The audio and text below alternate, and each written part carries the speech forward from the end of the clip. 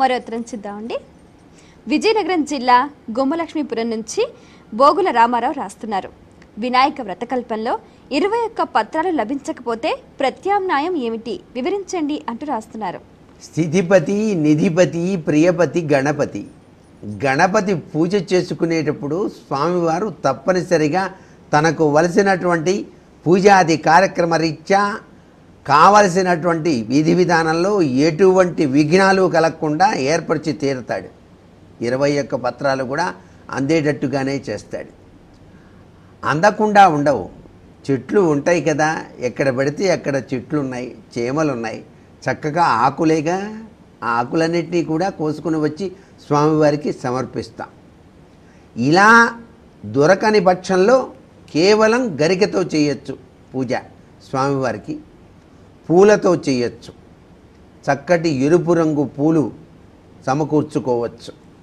ఏది ఏమైనప్పటికీ ఒక ప్రక్రియ చేసేటప్పుడు, ఒక పూజా విధానం ఆచరించేటప్పుడు ఎంత కష్టమైనా సరే దాన్ని సాధించి ఆ పూజకు వలసినటువంటి ఆ యొక్క లక్షణరీత్యా ఉపయోగించేటువంటి వస్తువులన్నీ చేకూర్చుకున్నప్పుడే కదా ఆ పూజకు ఆ సంకల్ప బలం అనేటువంటిది గొప్పగా ఉన్నట్టు లెక్క. సంకల్ప బలం బాగా ఉన్నప్పుడు ఇక దొరకబోతే ఏంటండి అనే ప్రశ్న ఉద్భవించదు. ఇక్కడ మానవ జీవితమే సంకల్ప సిద్ధితో కూడి ఉన్నది. ఆ సంకల్పం చేసుకొని స్వామి నీ దయ అని చెప్పేసి మనం బయలుదేరతాం. ఎదురుగానే కనిపిస్తుంది జిల్లేడు చెట్టు, ఎదురుగానే ఉమ్మెత్త పూలు కనిపిస్తాయి. ఆహా దొరికినేరా అని చెప్పేసి ఆనందంతో కోసుకుంటూ జై వినాయక, జై జై వినాయక అంటూ చక్కగా వాటిని తీసుకొని అలా బుట్టలో వేసుకొని ఇంటికి ఆనందంగా వస్తూ ఉంటాం. వినాయక చవితి పండగ నాడు ఆ పిల్లలతో కూడి అలా ఆ యొక్క పత్రి సేకరించడానికి ఆ యొక్క నదీ తీరాల వెంట, ఆ యొక్క పొలాల వెంట వెళ్ళి అలా సేకరించుకొని రావటంలో ఎంత మధురమైన భావన ఉంది. ఈ ఆరాట పోరాట వ్యవస్థలో పొద్దుకులు లేచిన దగ్గర నుంచి ఆరాటం.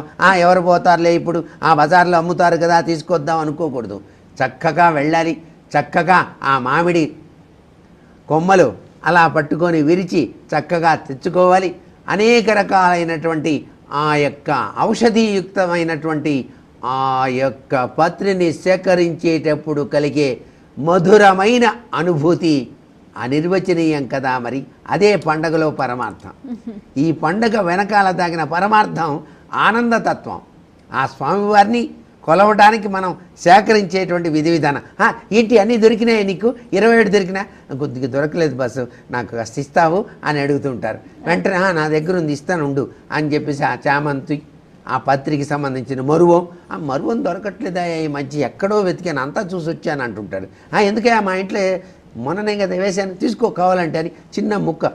ఎక్కువ కోస్తే ఊరుకోవద్దు మా వాళ్ళు, ఎందుకు వచ్చింది ఇది కొద్దిగా ఇస్తున్నాను ఏమనుకోవద్దు అని ఇస్తుంటారు. ఎంత ఆనందం అండి, ఎంత మధురం అండి. ఇలా స్వీకరించి తెచ్చుకొని పూజ చేయాలి. కానీ దొరక్కపోతే ఏం చేయాలి అంటే బద్ధకం అన్నమాట.